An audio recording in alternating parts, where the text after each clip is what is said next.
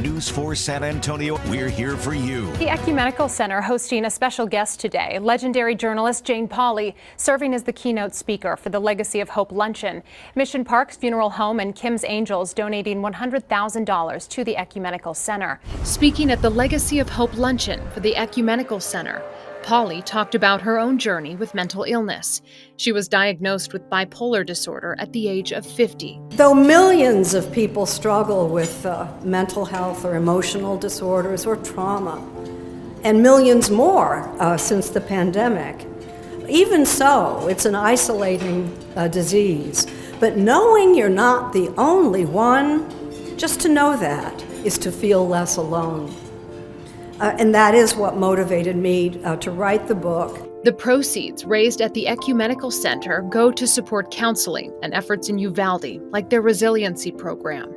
We have a whole community, as you've touched on, that has been traumatized, that is trying to heal. And I've noticed that one of your messages across your book is hope and resilience and strength. And I'm wondering, what would you say to that community?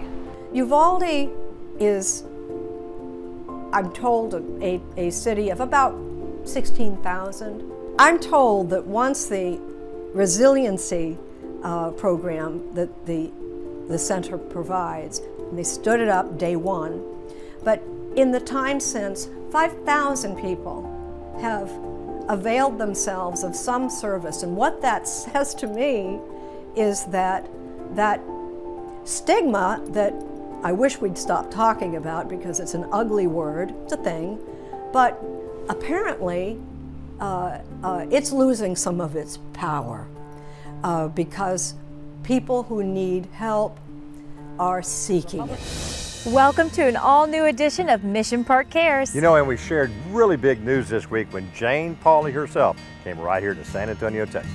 Jane's visit here to the Red Berry Estate was inspirational, but first she toured the Ecumenical Center. So let's go now to the Ecumenical Center and let's see what happened.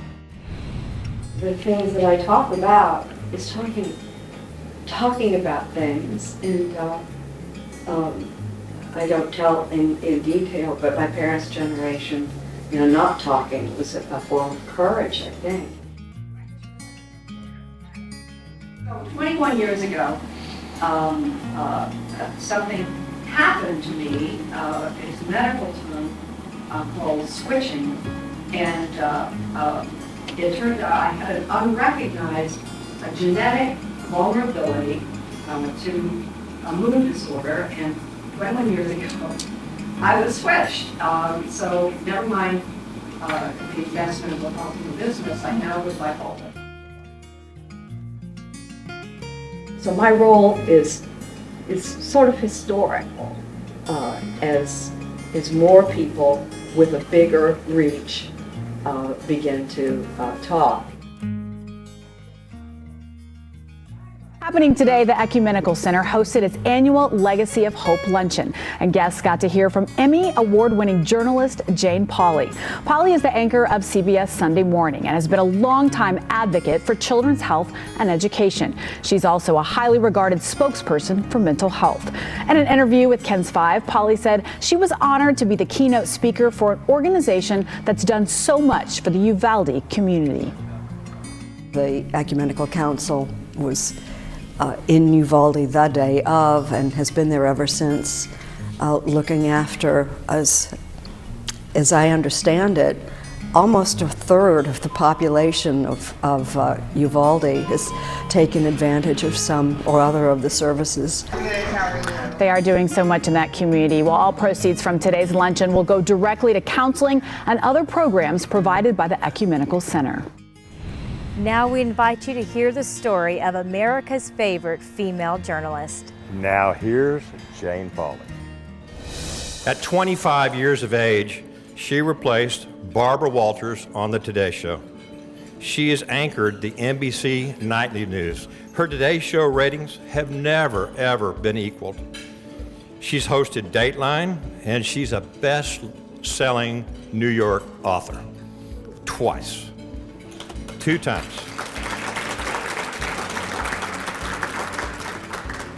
For the last 7 years, she's been the host of CBS Sunday Morning. wore a red leather outfit last week. Thank you, Jane. We thought that was pretty. It was beautiful. She's a champion for mental health awareness. She'll tell her own story, and I'm going to tell you, this is going to quiet the room. It's fabulous. She's the mother of twins and a surprise son named Tom. She's also the wife of cartoonist Gary Trudeau. She has 3 Emmy Awards, the Edward R. Murrow Award, and she's in the TV Broadcasting Hall of Fame. I would like for all of you in this room to welcome Ms. Jane Pauley to San Antonio.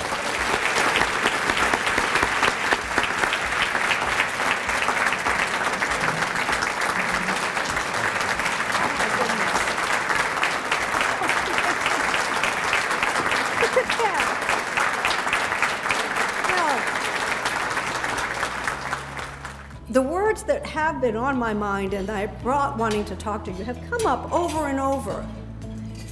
Community, hope, resilience, and courage. I added that one. Community might be a place on the map, but community can also be a place in the heart. And that's what brings us together today as a healing community. But I belong to a community that I really only recently recognized as a community. Membership is certainly not exclusive. We don't get together often. In fact, sometimes it's hard to get out of the house. Last spring, I stepped on stage and 3,000 people leapt to their feet. I was not alone, which is to say, I walked on stage with Simone Biles. And that ovation was for the world-famous Olympian. On the balance beam, the uneven bars, the floor exercise, Simone Biles from Spring, Texas, is literally in a category of her own. If there's a 10, she's a 12. She is the greatest of all time. And that was her ovation, was Simone Biles. But she is a member of my community, sharing her struggle with anxiety and depression. And I could name half a dozen other superstar athletes who have also shared similar stories. I guess sort of a community within a community. When Simone first met me, I think she didn't see me as a member of her community. I was a member of the media. And she was wary about the interview that we were going to have. But when we left, to a standing ovation even bigger than the first one, she leaned into me, we were holding hands, and said, "That was fun." Well, maybe not every day is fun, but it certainly made my day. A word I've heard today, and one of my words that I brought with me, is hope. Hope personified to me is Michael J. Fox.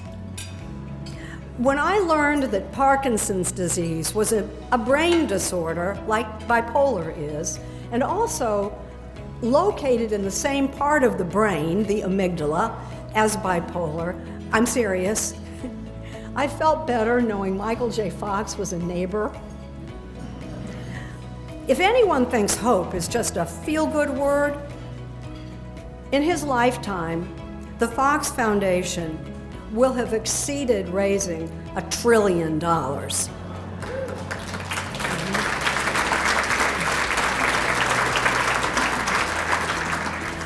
Michael calls Parkinson's the gift that keeps on taking, and he is going for the laugh. But it's no joke. He suffers a degenerative disease with no cure. You know what he called his memoir? Lucky Guy. I asked him once how to account for his buoyancy, his humor, his optimism, and this was his answer. He said, "I try to say yes more than no. No doesn't move you forward. Say yes as often as you can." Well, after that, I've tried to say yes more and say it real fast before no gets traction. We'll get back to hear the rest of Jane's story in just a few minutes. If you've ever wondered what the Ecumenical Center was all about, here's Mary Beth Fisk, the CEO of the Ecumenical Center, to fill us in.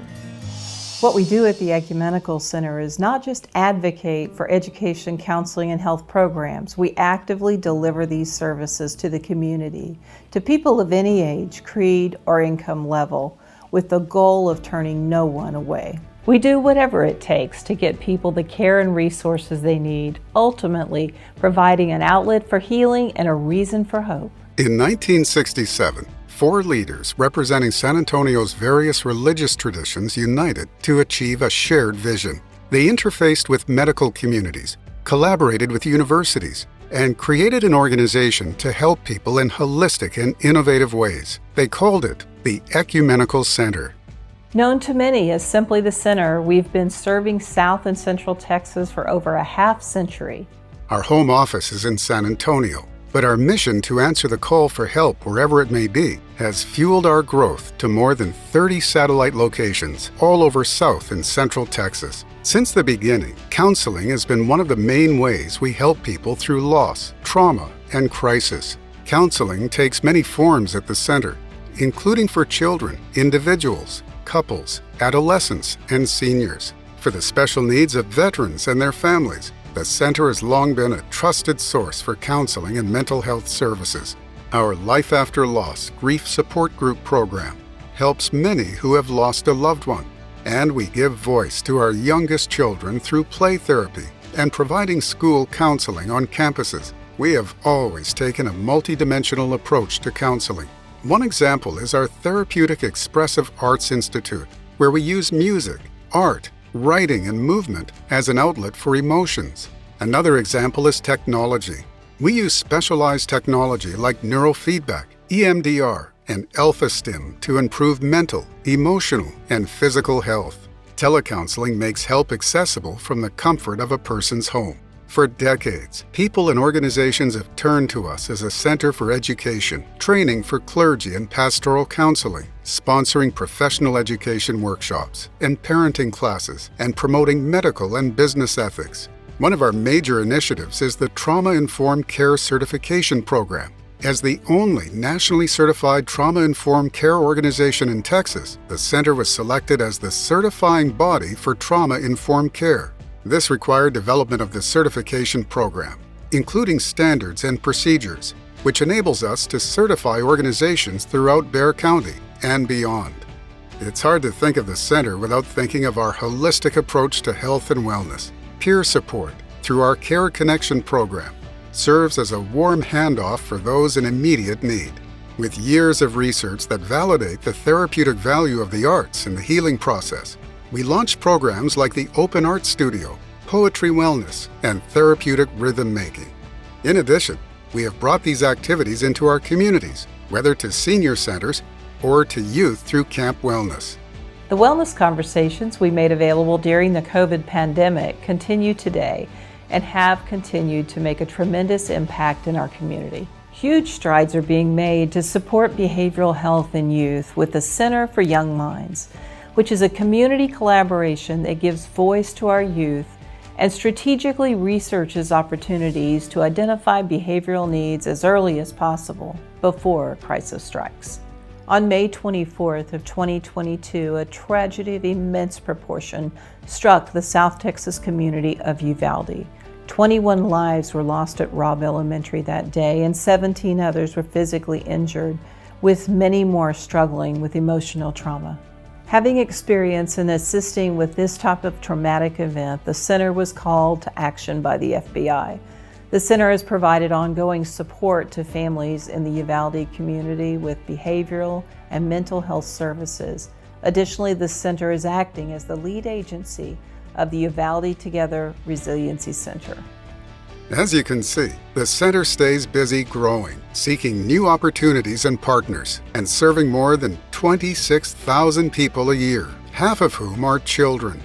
We invite you to learn more and get involved Because donors and volunteers are the hands and feet of the center, making a difference. Whether we're bringing in national speakers or providing professional education, offering services to veterans and their families, and suicide prevention training throughout the community, to include our public and private schools, faith communities, senior centers and businesses, you can count on positive impacts in counseling, education, and health at the center. Your continued support of the center and its mission makes it possible for children, adults, families, veterans, and seniors to get the help that they so desperately need.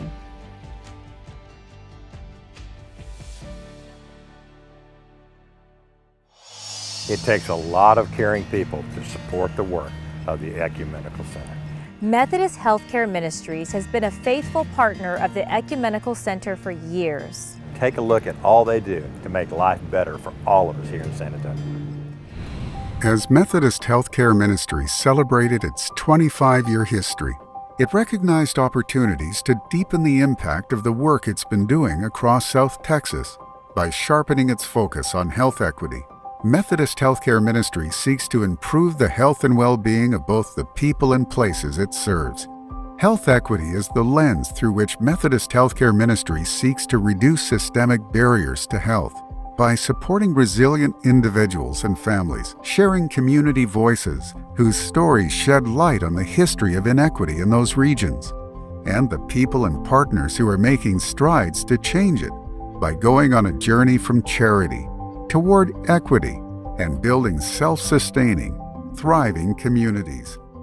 The Ecumenical Center is truly grateful to Methodist Healthcare Ministries for working together with the center in providing counseling services and helping us to sponsor additional learning opportunities in our community and being able to make sure that we serve all in our community who are in need. Behavioral health is the largest unmet need in healthcare, and we truly applaud the spirituality integrated counseling performed so well by the Ecumenical Center. All of us at Methodist Healthcare Ministries are very proud to partner with the Ecumenical Center. Just a couple recent powerful examples of our partnership are the focus our two organizations have exhibited on healing for Uvalde and also trauma-informed care in San Antonio. Thank you for this opportunity. God bless you all. Since 1995, Methodist Healthcare Ministries of South Texas has been serving humanity to honor God. Together with an incredible team of caring servants and committed partners, we have supported resilient families and helped build thriving communities across South Texas by increasing access to healthcare for the least served. Over the next 25 years, we are committed to addressing health equity so that everyone has an opportunity to reach their full health and potential. Today we recognize Methodist Healthcare Ministries and especially LaVon, who is their board chair, and Jamie is their CEO. Thank you for all you do in our community as well as your staff. Because of Methodist Healthcare Ministries, we are able to provide quality care for all and charitable care when needed. I received care when I had nowhere else to turn. Thank you. Thank you, Methodist Healthcare Ministries, for strengthening the safety net of our community. Thank you, Methodist Healthcare Ministries, for staying true to your mission of serving humanity to honor God. Just want to thank Mary Beth, the Ecumenical Center Board, for the wonderful 20-year collaborative partnership that we've had. We've funded so many different projects together that truly helped our communities with behavioral and mental health. We are so appreciative of what you do in the community, delighted and grateful for being your partners, and we just look forward to 20 more years of partnership together, and we appreciate the force for good that you are in our community. So thank you so much.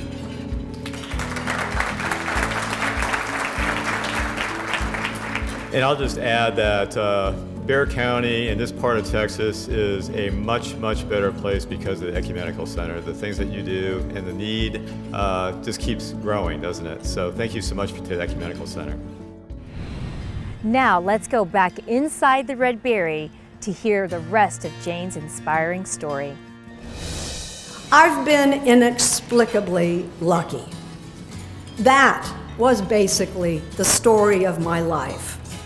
I don't put much stock in luck. It was the inexplicable part that was the story. I was writing a memoir in my 40s. And that was basically the story.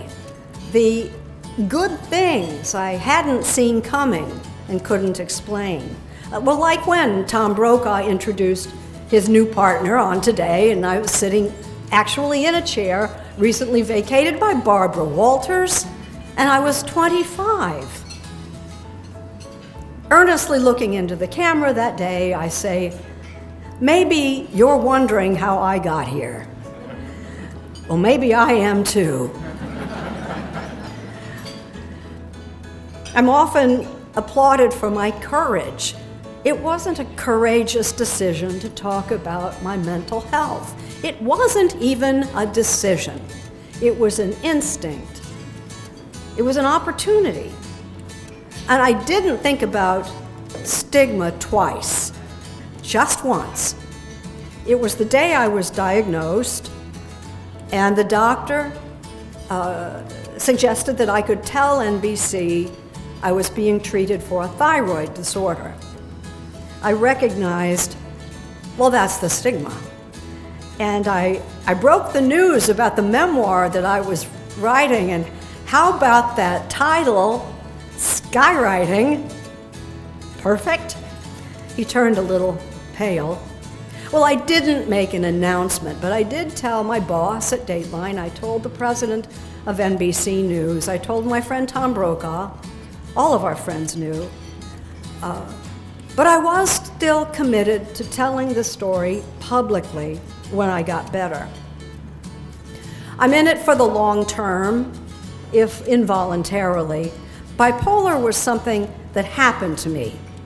Switched is a medical term that explains what happened, but it's a one-way switch. The low point for me was not going to the hospital, but the first night when the lady who had been sitting by my bed seemed not to be leaving and told me that I had to keep my hands above the covers. When I began that memoir project, Gary was kind of perplexed. He was supportive, of course, but his lack of enthusiasm was beyond obvious. Now he seemed to be encouraging me to write it. If you still think you have a story to tell, that's how he began. Now, a memoir covers a lot of territory, but he had a particular story in mind, and that was mental illness. It had been the worst year of his life, maybe worse than mine. And my husband was encouraging me to tell the story. So I finished the book, and any accolades for courage I should accept on Gary's behalf, except that he says it wasn't courage, but that he had trusted me to tell the story. What a blessing, and I don't know how common it is for both of us to feel safe at home. One evening, I was sitting with a speech on my lap when awards were given to healthcare workers, and a woman named Joan, who clearly had not expected an award, slowly walked up to the podium. She treated tough cases, indigent, and homeless people. Joan slowly made her way to the podium and then stood in the spotlight, literally speechless. She had no words for, and you know how this is, an uncomfortable minute or two. We waited until she finally spoke. And what she said, I knew was more important than anything I was going to say in that speech on my lap, so that when it was my turn, I repeated it. I didn't know for sure that Joan had heard it herself, and I knew there were people in the audience who needed to hear it again, and you should hear it too. All she said was this: well, I'd just like to thank the clients for giving purpose to my life. And thank you.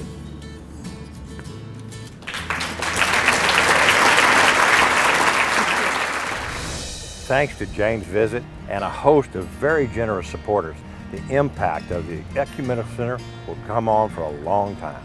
We look forward to making life better for everyone in San Antonio, Central and South Texas. Thank you for joining us today on Mission Park Cares. And you know we love you, and always remember, At Mission Park, it's our mission to care.